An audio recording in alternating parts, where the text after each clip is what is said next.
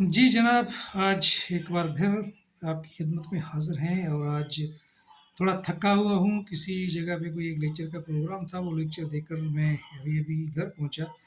तो उन दौरान जो सवालात मुझसे पूछे गए, तो मैंने सोचा कि क्यों ना उन सब चीज़ों को आपके साथ भी शेयर कर लूँ और मोस्टली उन चीज़ों का जो स्ट्रेस के साथ वास्ता है, क्योंकि स्ट्रेस के ऊपर अब लास्ट 8 या 10 वीडियोज़ डाउनलोड कर चुके हैं और आज का जो वीडियो है, वो भी हमारा स्ट्रेस के ऊपर ही है। तो वहाँ पे सवालात पूछे गए कि भई जो एहसाबी तौर पे मज़बूत लोग होते हैं, उनकी निशानियाँ क्या हैं? वो क्या करते हैं? कौन से माजून खाते हैं? कौन से कुश्ते खाते हैं कि वो एहसाबी तौर पे मज़बूत होते हैं? उनमें से काफ़ी सियासतदानों के मिसाल दिए गए हैं। तो सबसे पहले मैं आपको बताऊँगा, एहसाबी तौर पे अगर आप मज़बूत होना चाहें तो बी पॉज़िटिव, हमेशा पॉज़िटिव थिंकिंग अपने ज़हन में रखें। नेगेटिवली कभी भी ना सोचें। अगर नेगेटिव थिंकिंग आप अपने माइंड को लेकर आएँगे कि क्यों आपका जो माइंड है, वो जस्ट लाइक योर सब सर्वेंट है, आपका बेस्ट ओबीडिएंट सर्वेंट है। जो आप उसको ऑर्डर देंगे, वो आपके लिए वो कुछ करना शुरू कर देगा।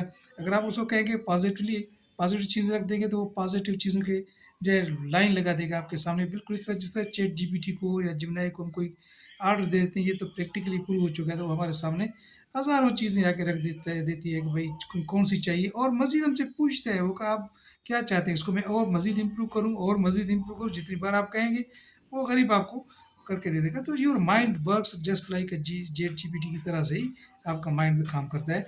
तो हमेशा पॉज़िटिवली सोचें। देखिए, ऐसा भी तौर पे जो लोग मज़बूत होते हैं ना, इस तरह के काफ़ी दुनिया में आपको सियासतदान मिलेंगे, काफ़ी राइटर्स मिलेंगे।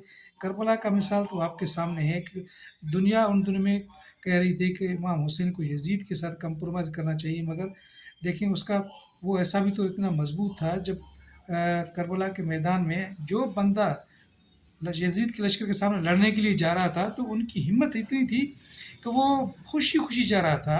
हज़रत कासिम का मिसाल हमारे सामने है। जब उनसे पूछा गया कि आप मौत को किस तरह समझते हैं? उन्होंने कहा कि मैं इसको शहद से ज़्यादा मीठा समझता हूँ।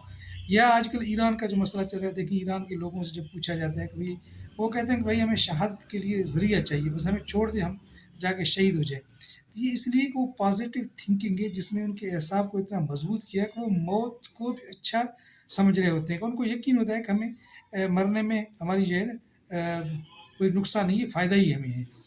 तो इसका मकसद सबसे पहली जो चीज़ है, वो तो है पॉज़िटिव थिंकिंग। जितना आप पॉज़िटिव थिंकिंग है, तो आपका दिमाग आपको उतने ही रास्ते देता जाएगा और जो नेगेटिव थिंकिंग वाली चीज़ें अगर आप साइड राइट रखेंगे, तो वो आपको नेगेटिव लाइन पे लेकर जाएगा दिमाग आपका।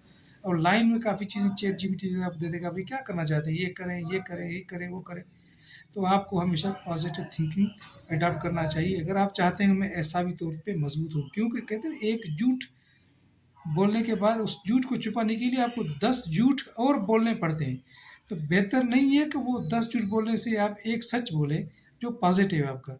और वो 10 झूठ बोलने के बावजूद भी आप जो डिप्रेशन में रहते हैं कि कहीं ऐसा ना हो कि मेरा ये झूठ पकड़ा जाए, तो फिर मुआशरे में मेरा क्या हाल होगा?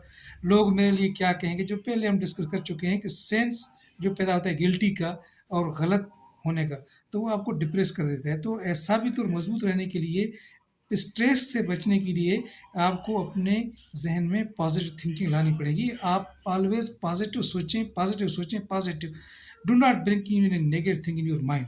और नंबर दूसरा पॉइंट जो है, वो ये है कि think deeply, do not think over.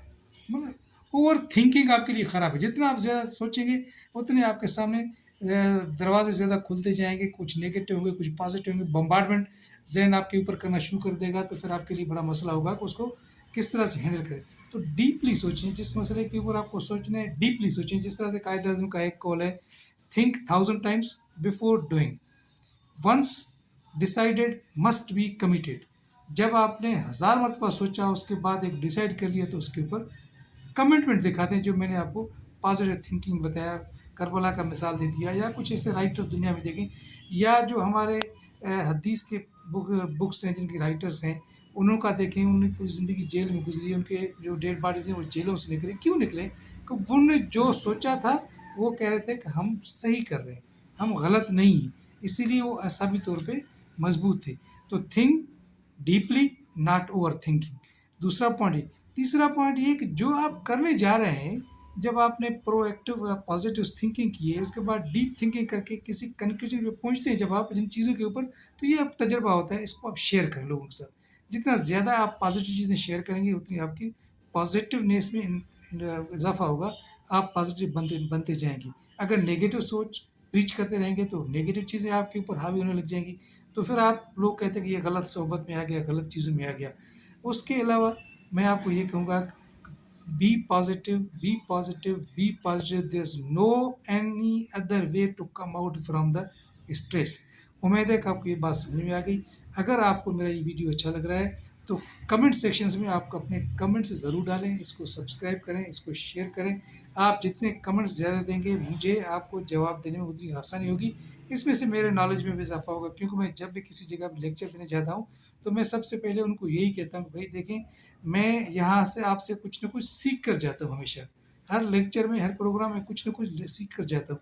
इसी तरह सा एक प्रोग्राम मेरा 18 अप्रैल को है, वो इंस्टीट्यूट ऑफ इंजीनियर्स पाकिस्तान का एक फोरम है, वहाँ पे इंशाल्लाह, वहाँ पे जो प्रेजेंटेशन मेरी होगी उसके आइडियाज़ भी आपके साथ शेयर करूँगा। अल्लाह हाफ़िज़।